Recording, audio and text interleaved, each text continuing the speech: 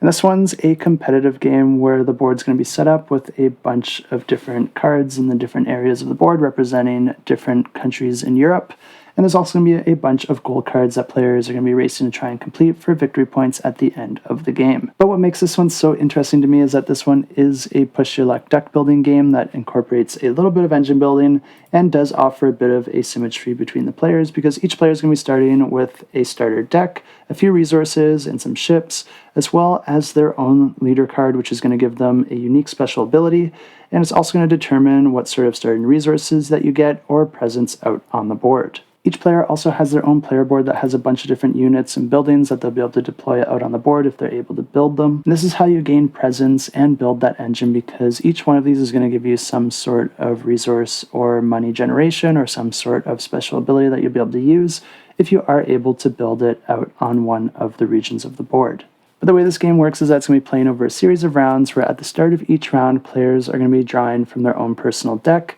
and drawing up to 8 different cards, with each of those cards granting you with an action, some resources, as well as access to one of the countries out on the board. A lot of the actions on these cards do also require you to have revealed a certain amount of resources in order to be able to take that action, which basically means that you're going to want to draw as many of these cards as possible so you have the most options for actions, but then also that you're drawing enough resources in order to take those actions. The different actions will often allow you to build buildings in any of the regions that you were able to draw a card for. And like I said, each building does have a different effect. They can either gain you resources or gold every round that you have that building out, or they can gain you victory points, or even gain you access to a region even when you don't draw that card. And there are also the Jarls that you're able to put out, which have a special ability that can vary depending on where and how you put them out. But like I said, this is a push-your-luck game, so of course there's going to be some sort of catch here, and you might have noticed these red skulls on some of these cards.